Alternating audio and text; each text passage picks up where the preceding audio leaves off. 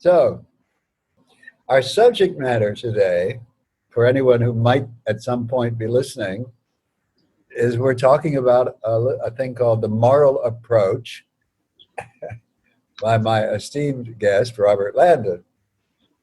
I also sometimes call it moral kung fu because it's a way of, among other things, it's a way of defending oneself from people with uniforms and badges who think they have authority over you. Robert, you've had more contact with such people than most, and you've been more successful than most in dealing with it, for which I have huge admiration and respect. So how do you do it? What are some of the key things that you do when you're talking to these law enforcer types? They come along and they Well, start making demands. I mean, first of all, you want me to answer? Yes, please. I'm sorry if I interrupted. Oh, I don't obey right away. That's the first thing I don't do. Okay. And I explained to them that, usually when they say, "Can I see your driver's license?" or "Let me see your driver's license," or "Give it to me," whatever it is, I say, "Oh, I wish I could. I just can't do that, man." And that usually gets them to say why. Why can't you do it? I give them a second. I said, because if I obey you, it'd be like condoning and encouraging violence against peaceful people, and you wouldn't want me to do that, would you? And I give them a second to soak that up. And they're like, "What are you talking about?" Usually I'll get questions like, "What do you mean? What violence?" And I said, "Well, if I don't obey you, you'll hurt me, right? You'll chain me up and cage me if I don't do what you say. And I'm a peaceful person. So how would you morally justify that to a jury, that you threatened and harmed a peaceful person for disobedience?" And this usually starts a conversation, and it can go in any different direction, but it gets them to stop in their tracks and get curious about what I'm talking about. Not all of them. Well, Let me make that clear. Yeah, but most of them. I mean, other techniques of dealing with these guys don't work nearly as often and as well as your method. So that's why I'm so interested in your method. So, okay, at that point where you say to them something to the effect of, "You wouldn't want me to do that. You wouldn't want me to be supporting violence done to peaceful people." What is the most frequent or a common response you get from them when you say that? Well, they'll usually revert back to the law. Not all of them. Some of them are interested and ask questions, but the resistant ones are, the law says this or that. And then I usually say, "Well, I'm not talking about the law. I'm talking about your moral principles. Unless you let the laws dictate your moral principles." Okay. Which I'm sure you do. So what I'm hearing you say is that the next thing usually is that they try to bring up legal issues and avoid the moral issue that you've already introduced at that point. Disconnected. Well, you're connected now. All right. So where were we? Well, you had just told the cop, "I can't do that. I'd be supporting immoral behavior." You wouldn't want me to do that, would you? Yeah, well, the words I use are encouraging and condoning and encouraging violence against peaceful people. Right. And you can say things like your job's to protect peaceful people, isn't it? I mean, there's all kinds of things you can use. It's just coming from the moral high ground when you're talking to them and trying to pull them up onto moral high ground and out of that cesspool of legal and procedural bullshit that they're trying to pull you down into. Ah, yes. That makes a lot of sense to me. So I realize that there are infinite number of things that could happen next, but in your experience, what's usually the next thing? Well, I mean, I'll introduce myself and I made up some cards I started handing out cards, Oh, okay. and I try to tell them that their lives become more peaceful when they make their decisions based on their moral principles instead of what the politicians dictate. Mm. Most of the cops I talk to don't even like politicians. Let's back up one step though. You're passing out cards. What do the cards say? It just says peaceful police. And let me see. I got one on here. I haven't looked at one in a while. Let me see. Yeah, peaceful police, moral principles above the law, Mm. peaceful resolutions, professional training, promotions, free Mm. consultations. Super. Okay. Oh, look at that. Beautiful. Okay. So you present yourself to them as an ally. Yeah, You're ready to help them be peaceful and have an easier life by doing their jobs instead of preying on the peaceful. right. And then they end up not being so disrespected and hated, and they also feel better about themselves. Well, of course. Cool. They feel empowered. I don't tell them to obey their moral principles. That's why I ask them questions. I ask them to morally defend it so they can tap into their moral principles and see it for themselves. Okay. What's the most effective way you've found of getting them to look inward at their moral principles? You- Well, asking them, how do you morally justify it? Then they're going to have to tap into their moral principles. Like I said, they may say the law, this and that. And I say, well, I'm not talking about the law. Let's talk about you. You're a stranger here with a gun. I feel threatened, right? I have never met you before. I don't know how good or evil you could be, right? How am I supposed to trust you when your job is to punish peaceful people for disobedience Mm, instead of protecting peaceful people? I like that. That's supposed to be protect and serve, right? Well, how are you protecting or serving me by threatening me with violence? Mhm.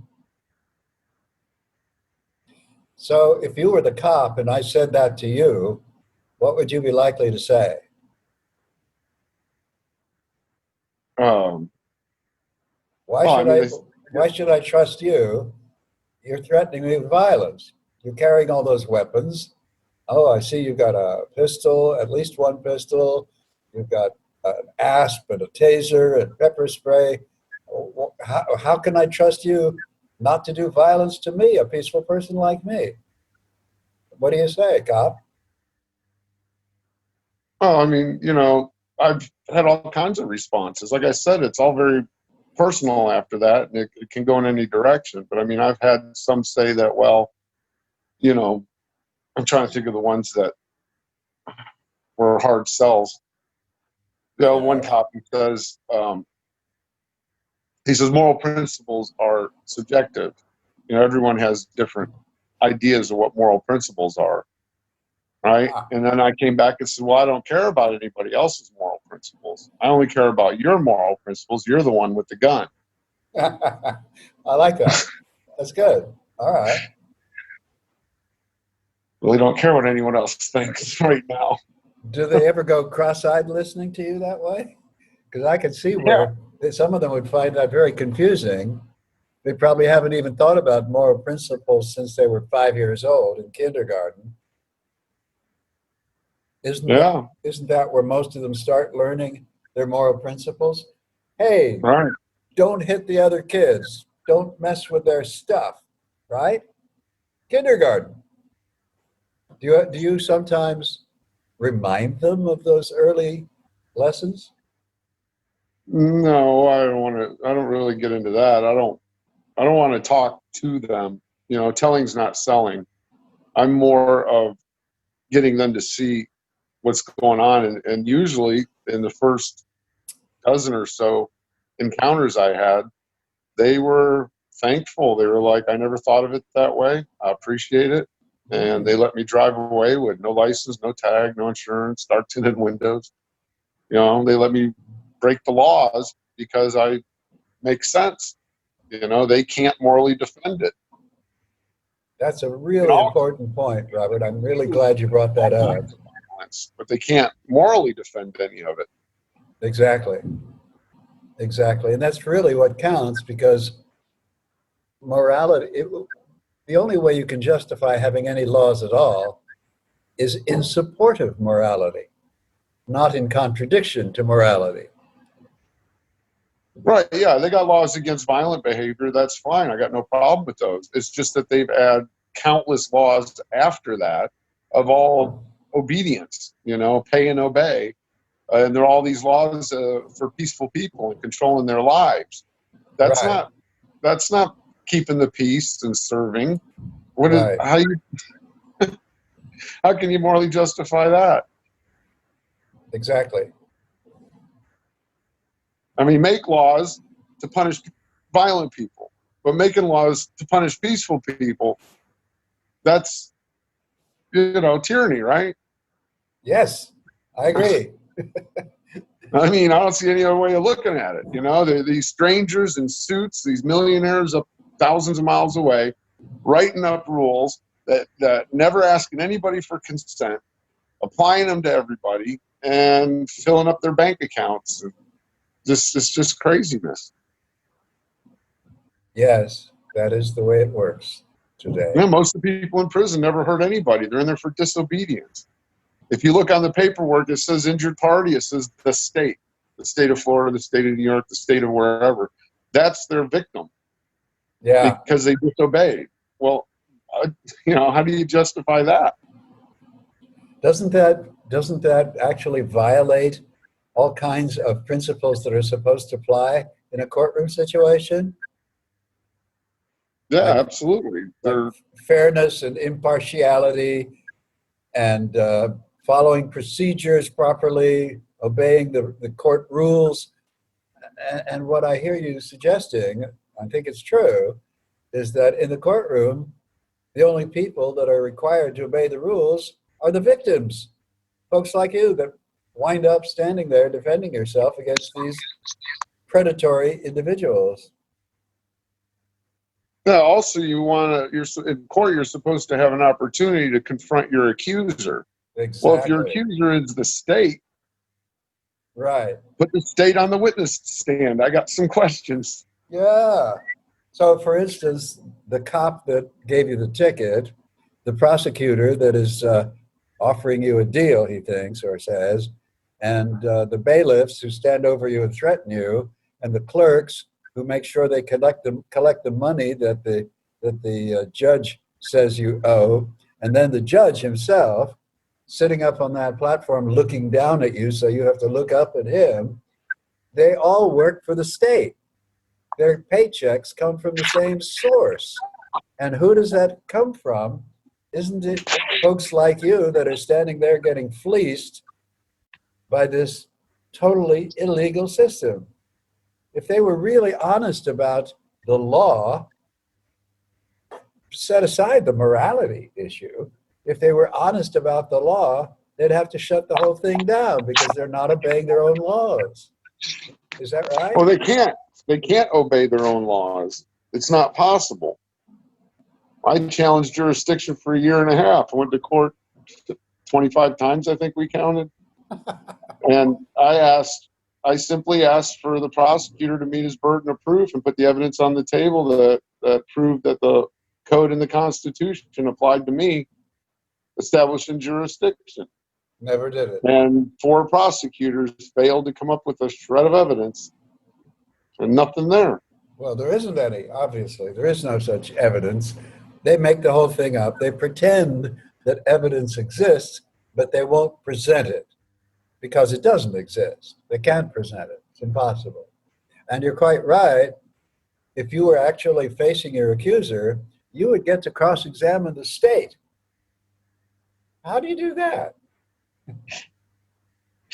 I've seen instances where the person is defending themselves, the cop who is accusing them is the witness, and they go to cross-examine the witness, and they say, okay, well, what law was this? What law was I breaking?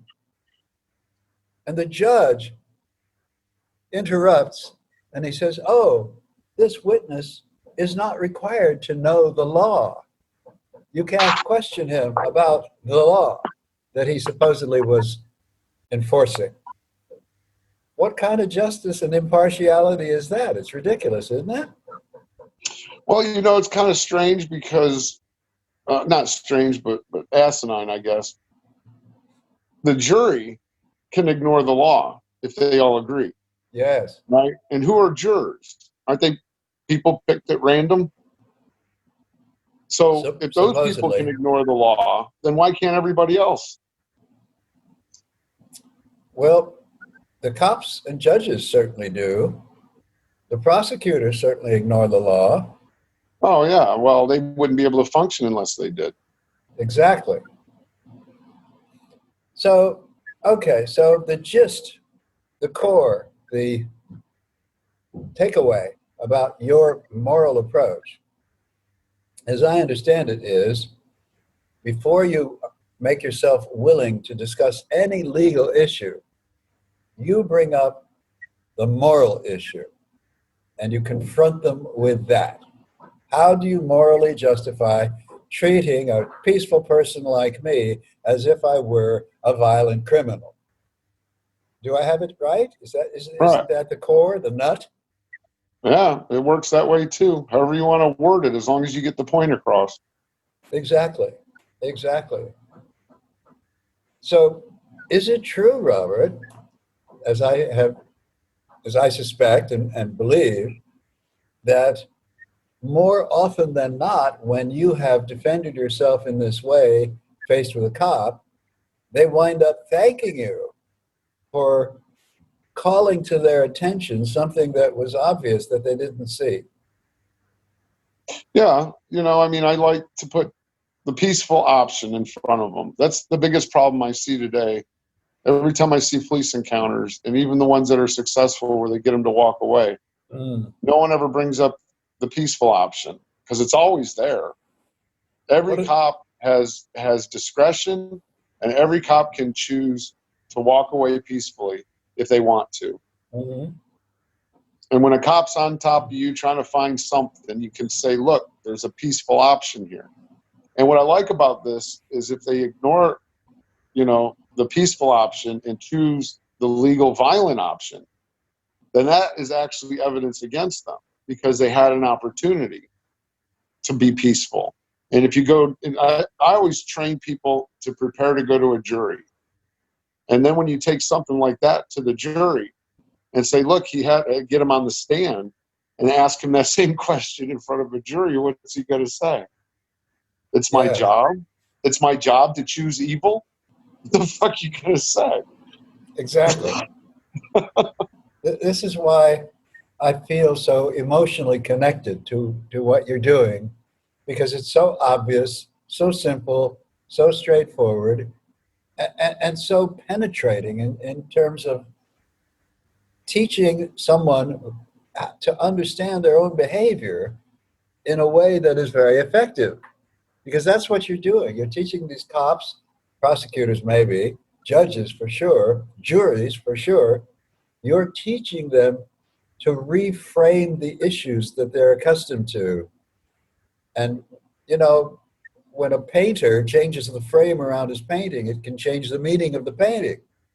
So reframing is a really important concept. And the way I view what you do is you have a systematic way to reframe the behavior of the entire law enforcement community. I think it's great. I do. Yeah, I'm pretty sure I could. If one of the things I wanted to do is get in front of like a morning meeting with, Mm, 50 to 100 cops or however many there are, mm, and roll this out with the sheriff right next to me, and just mhm. I think I'll get most of them, but I know there's going to be a percentage of these guys that enjoy their evil position, the evil that they get away with. These nasty bastards that are not Yeah, going to change. We're not going to win them over. And right. that's one of the things I would bring up in the training is how to try to win them over. The heart sells. And then those people try to get rid of or push out the ones that enjoy brutalizing people for disobeying. Right. You know, there's too many of them out there that they provoke people. They say things knowing that the person's going to resist. Yeah, there's And then they beat sadistic. them up and say you're resisting arrest because, Right. yeah, it's horrible. No human being should have a badge and a delusion of authority because it's just horrible what happens to a lot of people. Mhm. They Mhm. don't even get a chance to speak or say anything. The cops all over them, just poking them and trying to get them to do something. Or sometimes just not even bothering and just kicking their ass right off the bat. Don't even give them a chance. Exactly. And I know that you've experienced that, and Yeah, right. it's very courageous of you to take the stance that you've been taking, because it's literally dangerous to stand up to them. But what you have realized that I think is key is it's more dangerous to give in to them. That you are Well, no. you feed the beast when you give in. When you obey right away, you're just making you're feeding the evil. In their minds, you're condoning what they're doing to you, and in their minds, you're accepting jurisdiction. Right, it's mental jurisdiction. You've, Yeah, you've described it that way before, and I think that's a very apt description. That when you obey, you are confirming, for in their mind, that they have jurisdiction and can do anything they damn please to you, with no consequence to themselves. and And not just you, but everyone else. well, You're feeding the fire. of course, of course. Now, what I try to do is win them over, so they leave their future victims alone. You know, Yeah, most of the methods I've seen out there are telling the cop off and just the cop may walk away, but what happens to the next peaceful person he runs into? How badly are they going to get brutalized right, because the last guy told them off? You right. know, got cameras and shoved the Constitution in their face and proved them wrong. That's not winning them over. You're not winning hearts and minds by pissing these guys off. You're probably So, making the world more dangerous. so what do you see as the key to winning their hearts, as far as you can tell? Well, the ones that are able to be won over, these I believe are the cops that had good intentions, that wanted to be police, to be heroes, to actually protect people. But then they lost that in training where they're told what they need to do to keep their paycheck coming in. And so they do what they're told to pay the bills and keep their insurance and everything else and their pensions. You know, they'll do Right, whatever they're told to do. right. So what I'm trying to do is get those people to see that they can act on their moral principles and ignore the damn laws. It's called Mhm. discretion. They can do that. That's part of their job. They're given that choice to walk away anytime they want. They can walk away, they can give a warning, they can do anything other than steal your money and lock you in a cage for disobedience. Okay, so I have a question, and this is probably one of the more difficult questions. The question is, if you suggest that to a cop, you present him with the peaceful alternative, and he says, well, I would love to do that, but if I do, I'll lose my job, I'll lose my pension, my wife will probably divorce me, I'll lose the kids, I'll lose my house. Why should I take that chance to be peaceful when there's so much risk for me in doing it? Do you ever get Well, I that don't see how they question? lose their job because they're allowed, they have discretion. It's part of their job. They don't have to arrest anybody. They Now, I don't. know there's quotas and there's unwritten quotas and there's Mm. competition between them. But if a cop decides to leave peaceful people alone, you name one cop that's ever been fired for that. I wouldn't know. I wouldn't know. It's an interesting question whether cops get fired for leaving peaceful people alone. I wouldn't be surprised if it sometimes happens when when they are in the middle of plundering some innocent party and suddenly realize, oh, This is a peaceful person. I don't have to do this. I'm going to let him go. But there's a record of it sometimes. I mean, I've met cops even 30, 40 years ago who didn't bother with anybody unless they were harming someone.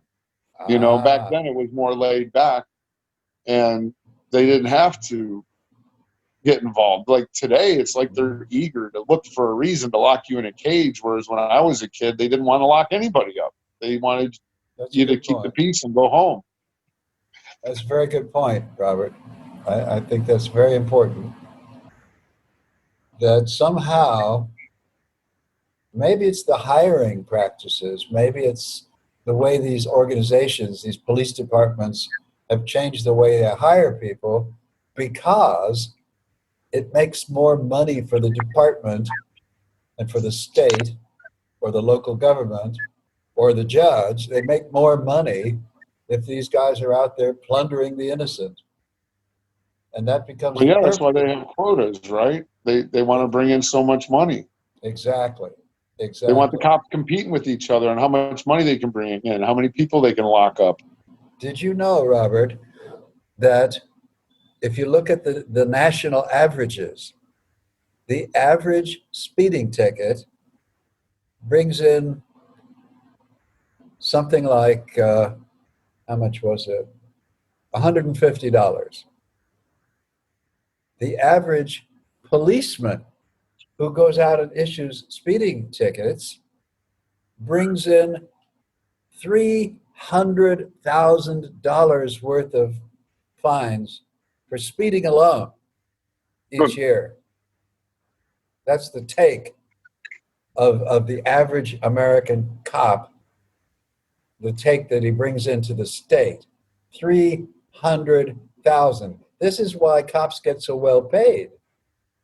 A cop can earn $100,000 a year if he's bringing in 250, 300,000 or more a year. Yeah, they like paying the guy to bring in that kind of money.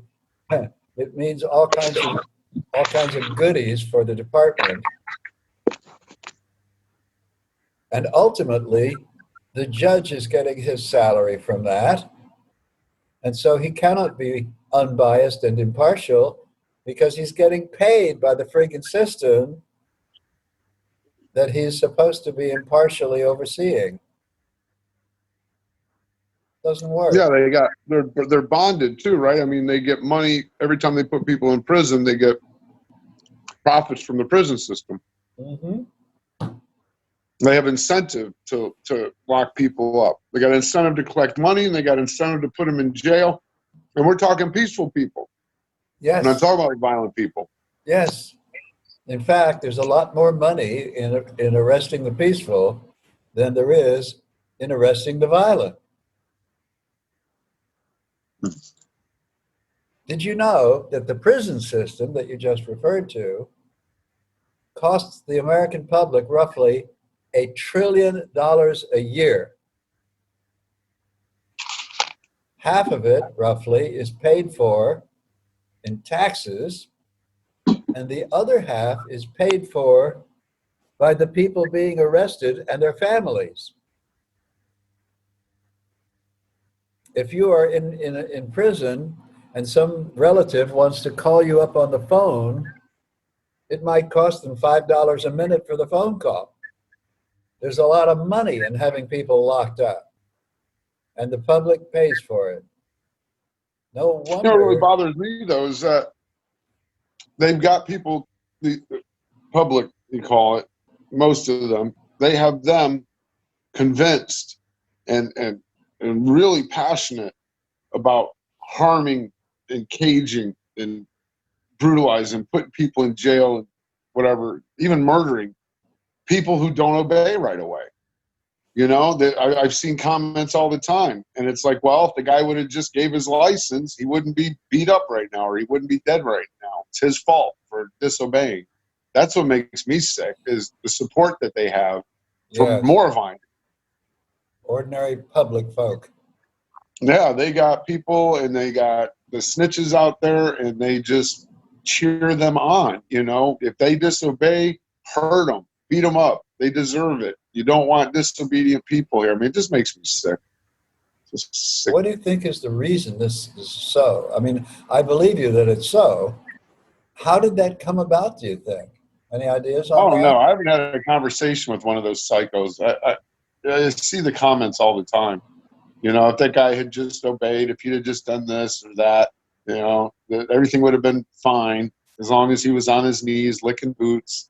Everyone would have been. Yeah, it's like, wait a minute, did you have to draw the line somewhere?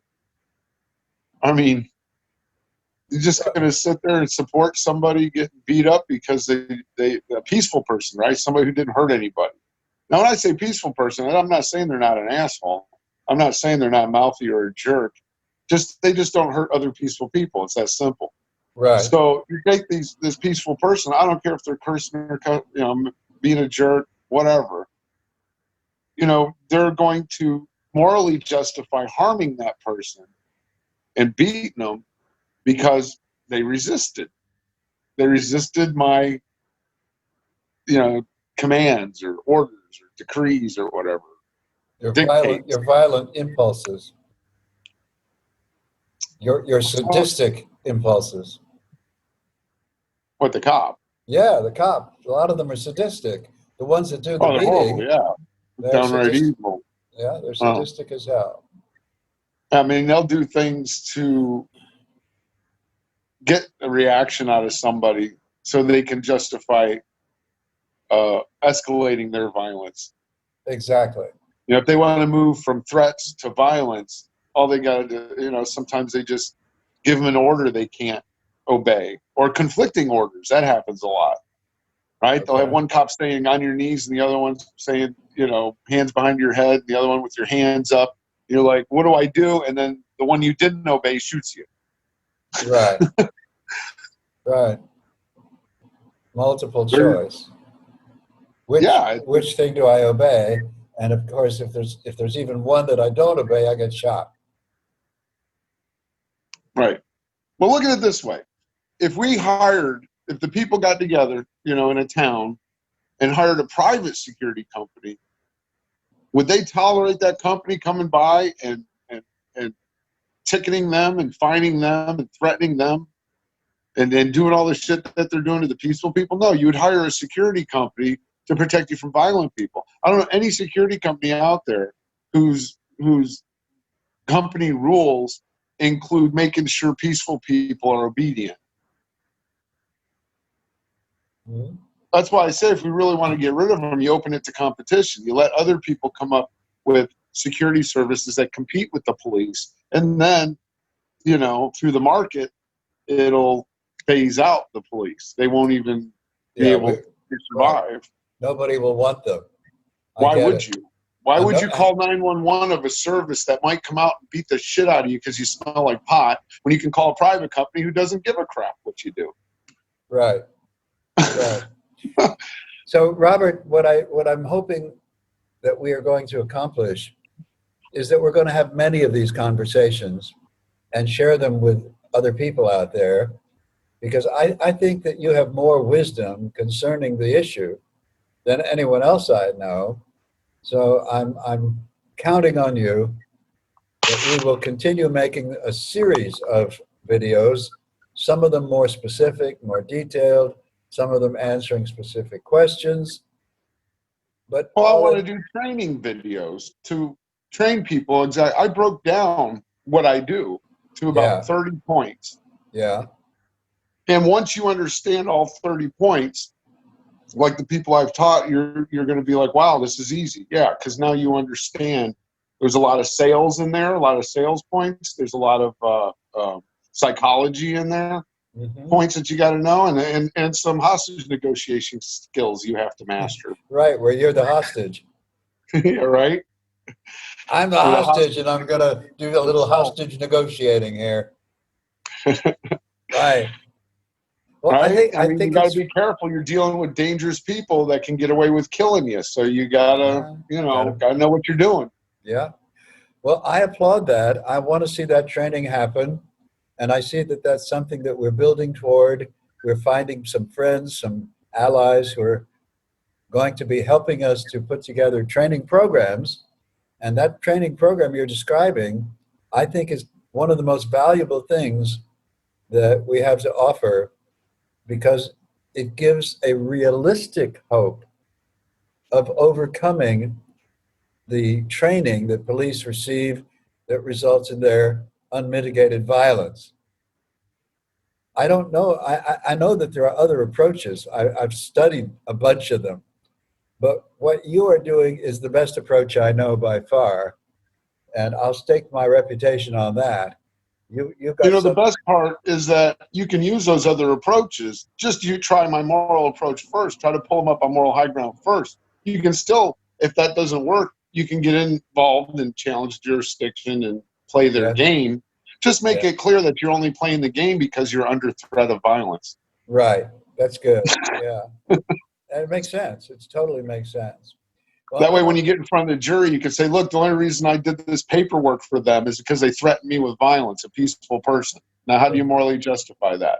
How do you Exactly. sleep at night knowing that you let these guys put a peaceful person in jail for disobedience to rules you didn't even know existed and never agreed to anyway? Absolutely right. On that note, I'm going to end our recording with the understanding we're going to be doing this again and again and again, because you have Well, a yeah, you, well, if we're you've going got to end this, I mean, we want to get some support. We need funding to make this happen. So we're let's going to. focus on funding. Yes, okay. Well, uh, we both have PayPal accounts. Uh, we can put your account and my account in the notes that will go with this video when we're ready to present the video. There will be PayPal links, and people can provide some funding. We need the funding because nobody's paying us for the time and energy that we do this work. And yet it's very important work. And I'm sure there are a lot of people who are going to be part of our audience who are going to want to support this, because the alternative is sheer insanity. I mean, Well, you got to think of this way. If we can get people trained in how to do this, imagine you're a cop, and every time you pull someone over, every few times you pull someone over, you're hearing many times a day, morally justify this. How do you morally justify this? And just keep hearing that all day long. It's like, holy shit, I can't morally justify this. Nobody exactly, can. exactly, You know, so I want people, I want to train people so they can train people so they can train people. You know what I mean? exactly. And the more people we have doing this, the better chance of getting the cops to put the guns down and basically defanging the politicians out there. They have no, Yeah, yeah, they have, the think of, politicians got nothing without these cops. that's right. Just think about that.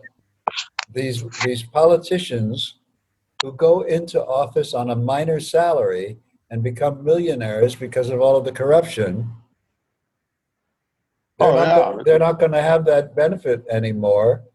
Gee, we might no longer have politicians after a while, because that's the why they do it. They do it for the plunder. Some of them probably go into politics for more ethical reasons, but they get corrupted. And if they don't get corrupted, they don't stay in politics very long.